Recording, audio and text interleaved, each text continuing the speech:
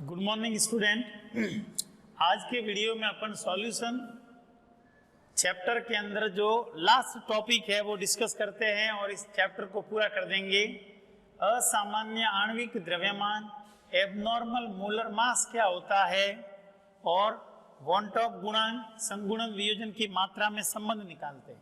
सबसे पहले असामान्य आणविक द्रव्यमान क्या है?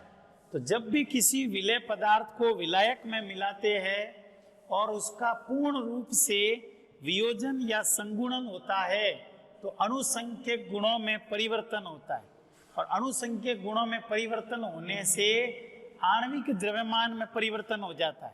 और ये अपन ने पहले अणुसंख्यक गुण में भी डिस्कस किया था कि अणुसंख्यक गुण जो है, अणुसंख्यक गुण कॉलिगेटिव प्रॉपर्टीज, ये मोलर द्रव्यमान के व्युत्क्रमानुपाती होते हैं।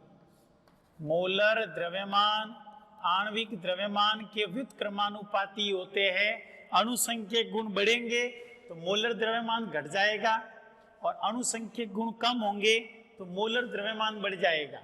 जैसे 1 मोल NaCl है और 1 मोल NaCl का जल में पूर्ण रूप से आयनन करे। अब जैसे NaCl का अनुपात होता है 58.5, 23 और 35.5, 58.5 ये इसका अनुपात है। ठीक है। अब 1 मोल NaCl को जल में मिलाए और 100% इसका आयनन होता है तो 1 Na प्लस बन जाता है। जैसे इसका 1 Cl माइनस बन रहा है तो अणुसंख्यक गुण बढ़ गए। 1 मोल NaCl से 1 सोडियम आयन और 1 क्लोराइड आयन, तो 1 से 2 अणुसंख्यक गुणों में वृद्धि हो गई। और अणुभार जो है इसके अंदर 2 अणुसंख्यक गुण है, मतलब 58.5 बटा 2 29.25 हो जाएगा। मतलब अणुभार जो है वास्तविक अणुभार से कम हो गया।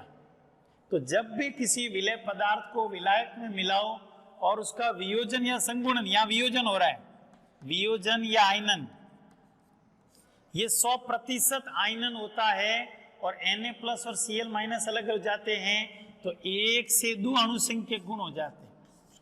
तो अणुसंख्यक गुणों में वृद्धि होती है तो मोलर द्रव्यमान घट जाएगा, अणुभार वास्तविक अणुभार से कम हो जाता है।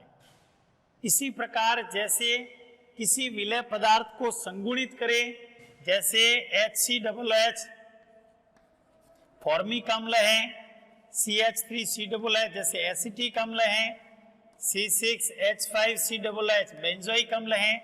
इनको बेंजीन में घोला जाए, जैसे एसिटिक अम्ल है CH3CH, इसको बेंजीन में घोला जाए तो बेंजीन में घोलने पर इसके 2 अणु हाइड्रोजन बंध से जुड़कर संगुणित हो जाते हैं, जैसे CH3C डबल बॉन्ड OOH। इसी प्रकार जैसे CH3C डबल बॉन्ड OH। अब इस हाइड्रोजन और ऑक्सीजन के बीच में ये हाइड्रोजन बंध बन जाता है तो ये 2 एसिटिक अम्ल मिलकर एक डाइमर बन जाता है। एक डाइमर बन गया, द्विलक बन जाता है, द्विलक। तो अणुसंख्यक गुण 2 से 1, अणुसंख्यक गुण कम हो गए। यहाँ पर ये संगुणन हो रहा है, ये विलेय पदार्थ जुड़ रहे, ये टूट रहे थे तो आयनन हो रहा है, ये संगुणन हो रहा है। अब इसमें अणुसंख्यक एसिटिक अम्ल का अनुपात होता है 60 ग्राम मोल। जैसे ही 2 अणु जुड़ के हाइड्रोजन बंध से डाइमर बना तो अणुभार इसका दुगुना हो जाएगा 120। तो देखो जैसे विलेय पदार्थ का आयनन हुआ, अणुसंख्यक गुण बढ़े तो अणुभार घट गया। और जैसे एसिटिक अम्ल से डाइमर बनता है तो 2 से 1 अणुसंख्यक गुण कम हुए, अणुसंख्यक गुण कम हुए इसका मतलब अणुभार बढ़ जाएगा। तो जब भी किसी विलेय पदार्थ को विलायक में मिलाते हैं और उसका आयनन मतलब वियोजन या संगुणन होता है तो अणुभार जो है वास्तविक मान से कम या ज्यादा हो जाता है। उसी को कहते असामान्य आणविक द्रव्यमान, एबनॉर्मल मोलर मास। वापिस सुनना, जब भी किसी विलेय पदार्थ को विलायक में मिलाते हैं और उस विलेय का वियोजन या संगुणन होता है तो अणुसंख्यक गुणों में परिवर्तन से आणविक द्रव्यमान में परिवर्तन हो जाता है, इसे कहते हैं असामान्य आणविक द्रव्यमान, एबनॉर्मल मोलर मास।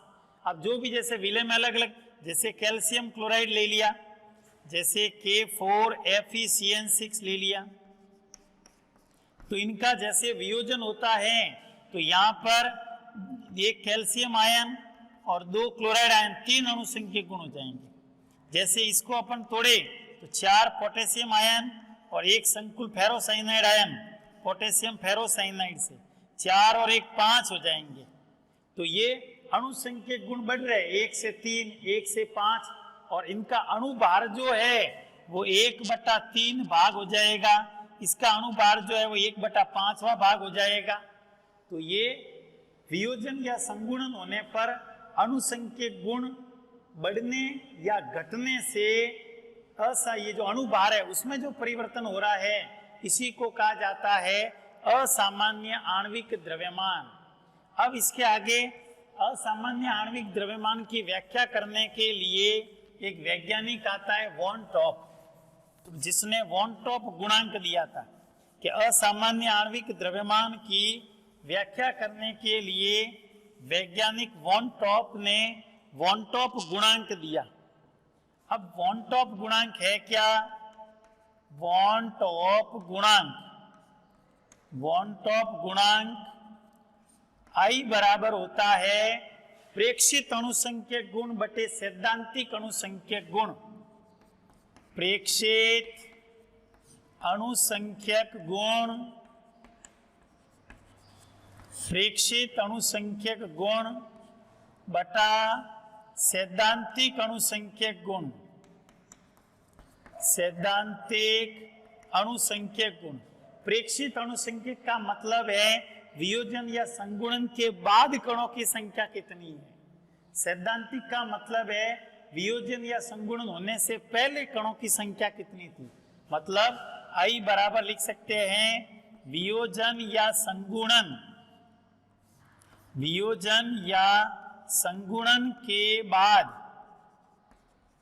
वियोजन या संगुणन के बाद प्राप्त कणों की संख्या, प्राप्त कणों की संख्या बटे में वियोजन या संगुणन से पूर्व लिए गए कणों की संख्या, पूर्व लिए गए कणों की संख्या, इससे वॉन टॉप गुणांक आएगा।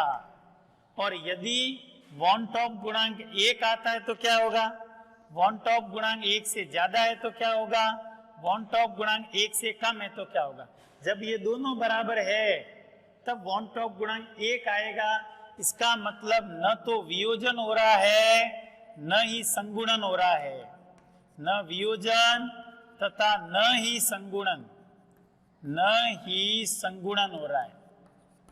जब वॉन टॉप गुणांक 1 से ज्यादा है, अब वॉन टॉप गुणांक 1 से ज्यादा कब होगा? जब ये वाला मान जो है वो इससे ज्यादा है। और ये कब होता है? वियोजन में टूटते हैं तब अणुसंख्यक गुण बढ़ते हैं। और जब वॉन टॉप गुणांक 1 से ज्यादा है, इसका मतलब विलय पदार्थ का वियोजन होगा, आयनन होगा।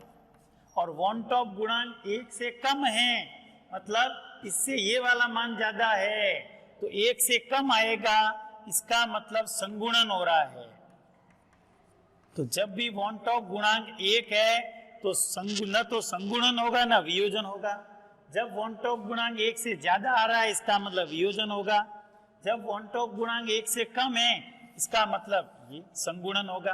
अब अपन 4 अणुसंख्यक गुण हैं, उन चारों अणुसंख्यक गुण में वॉन टॉप गुणांक को शामिल करना है। जैसे पहला है वाष्प दाब में आपेक्षिक अवनमन, तो अपन जो प्रेक्षित सैद्धांतिक के रूप में लिखेंगे, जैसे डेल पी प्रेक्षित बटा डेल पी सैद्धांतिक, ये वाष्प दाब में आपेक्षिक अवनमन प्रेक्षित बटा सैद्धांतिक। जैसे दूसरा क्वथनांक गुणियन है, तो डेल टीबी प्रेक्षित बटा डेल टीबी सैद्धांतिक। हिमांक अवनमन है तो डेल टी एफ प्रेक्षित बटा डेल टी एफ सैद्धांतिक। परासरण दाब हैं तो पाई प्रेक्षित बटा पाई सैद्धांतिक, ये चारों अनुसंख्यक गुण हो गए। और अणुभार जो है आणविक द्रव्यमान अनुसंख्यक गुण के व्युत्क्रमानुपाती होता है। तो m जो है m जो भी है, ये अणुभार जो है ये प्रेक्षित बटा सैद्धांतिक नहीं होगा, ये सैद्धांतिक बटा प्रेक्षित होगा, क्योंकि अणुसंख्यक गुण जो है आणविक द्रव्यमान के व्युत्क्रमानुपाती होते हैं। तो अणुसंख्यक गुण जो हैं ये चारों प्रेक्षित बटा सैद्धांतिक होंगे, और अणुभार जो है वो उसका उल्टा हो जाएगा, सैद्धांतिक बटा प्रेक्षित हो जाएगा। और इनके अणुसंख्यक गुणों के फॉर्मूले में अपन वन टॉप गुणांक को इन्वॉल्व करें। जैसे पहला वाष्प दाब में आपेक्षिक अवनमन का फॉर्मूला है P not A minus PS बटा P नॉट A बराबर WB बटा MB गुणा MA बटा WA। अब वन टॉप गुणांक को शामिल करना है तो आई से गुणा कर लो, ये वन टॉप गुणांक के रूप में वाष्प दाब में आपेक्षिक अवनमन हो जाएगा। जैसे क्वथनांक गुणन है डेल TB बराबर KB स्मॉल m मोललता, वन टॉप गुणांक को शामिल करना है, आई से गुणा कर लो। जैसे इस मोललता की जगह लिखना है तो I KB और मोललता की जगह और WB बटा MB इंटू 1000 बटा WA। जैसे तीसरा अनुसंख्यक गुण हिमांक में अवनमन को तो डेल TF बराबर KF small m one Hoff गुणांक के रूप में शामिल करना है, आई हो जाएगा। या इसको डेल TF बराबर I KF मोललता का फॉर्मूला WB बटा MB इंटू 1000 बटे WA, आई से गुणा कर लो, वो वन टॉप गुणांक के रूप में शामिल हो जाएगा।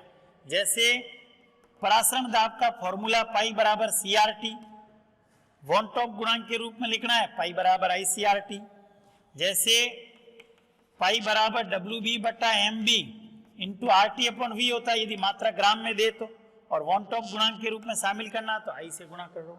तो ये वन टॉप गुणांक था जिससे असामान्य आणविक द्रव्यमान की व्याख्या होती है कि प्रेक्षित अणुसंख्यक गुण और सैद्धांतिक अणुसंख्यक गुण का जो अनुपात है वो वन टॉप गुणांक कहते हैं। या ऐसे भी कह सकते हैं कि किसी विलेय पदार्थ के वियोजन या संगुणन के बाद प्राप्त कणों की संख्या और वियोजन या संगुणन से पूर्व लिए गए कणों की संख्या का जो अनुपात है वो वन टॉप गुणांक कहलाता है, वन टॉप फैक्टर। और वन टॉप गुणांक का मान 1 है, इसका मतलब न तो वियोजन होगा न ही संगुणन होगा। वन टॉप गुणांक 1 से ज्यादा है, इसका मतलब वियोजन होगा, और वन टॉप गुणांक 1 से कम है, इसका मतलब संगुणन होगा। अब उसके बाद में इसमें वन टॉप गुणांक और वियोजन की मात्रा या संगुणन की मात्रा में संबंध निकालते हैं। कई बार ये संबंध पूछा जाता है या इस पर न्यूमेरिकल भी आता है। तो वन टॉप गुणांक I और वियोजन की मात्रा या संगुणन की मात्रा में संबंध निकालते हैं। दोनों संबंध को मैं एक साथ ही समझाता हूं जिससे अपन को याद आसानी से रहे। एक तरफ मैं वन टॉप गुणांक और वियोजन की मात्रा का संबंध निकालता हूं, एक तरफ वन टॉप गुणांक और संगुणन की मात्रा का निकालते हैं। तो यहां पर वन टॉप गुणांक I तथा वियोजन की मात्रा में संबंध, वियोजन की मात्रा एल्फा में संबंध, वन टॉप गुणांक तथा वियोजन की मात्रा एल्फा में संबंध, और इधर निकालते हैं वन टॉप गुणांक I तथा संगुणन की मात्रा एल्फा में संबंध, संगुणन की मात्रा एल्फा में संबंध, एल्फा में संबंध। अब समझना, मैंने एक साथ इसलिए लिया कि अपन को याद आसानी से रहे, कंफ्यूज भी नहीं हो अपन। सबसे पहले यहां पर विलेय पदार्थ को वियोजित करना है या संगुणित करना है। तो मान लो A कोई विलेय पदार्थ है और टूटता है एन ए में, और यहां पर कोई ए जो है वो संगुणित होता है, जुड़ता है, जैसे एन ए और ए एन कोई बड़ा अणु बन जाता है, ठीक है। यहाँ ये वियोजित हो रहा है एन कणों में, ये संगुणित हो रहा है। सबसे पहले माना प्रारंभ में मोल, माना प्रारंभ में मोल, और प्रारंभ में अपन को विलय पदार्थ का 1 मोल लेना है। तो प्रारंभ में विलय पदार्थ का 1 मोल है, ये 0 है। अब साम्यावस्था पर मोल, साम्यावस्था पर मोल, तो साम्यावस्था पर मोल जो है ये एल्फा है, तो ये हो जाएगा 1 माइनस एल्फा, कि साम्यावस्था पर उत्पाद के एल्फा प्राप्त हो रहे हैं, वियोजन की मात्रा, तो ये 1 माइनस एल्फा हो जाएगा। अब यहां पर ध्यान रखना, एन अनुसंख्यक गुण में एन अनुसंख्यक गुण बढ़ रहे हैं, यहां पर वियोजन हो रहा है, एन कणों में वृद्धि हो रही है, इसलिए यहां एन एल्फा लिख देंगे क्योंकि अनुसंख्यक गुण बढ़ रहे हैं। यहां पर क्या होगा, माना प्रारंभ में मोल, माना प्रारंभ में मोल, प्रारंभ में अपन को जो सैद्धांतिक मोल है 1 ही लेना है, ये 0 हो गया। अब साम्यावस्था पर मोल, क्योंकि अभी उत्पाद बना नहीं था इसलिए, साम्यावस्था पर मोल, साम्यावस्था पर संगुणन की मात्रा एल्फा प्राप्त होती है, तो अभिकारक 1 माइनस एल्फा रह जाएगा, और अनुसंख्यक गुण संगुणन में कम होते, अनुसंख्यक गुण कम होते इसलिए एन का भाग दे देंगे।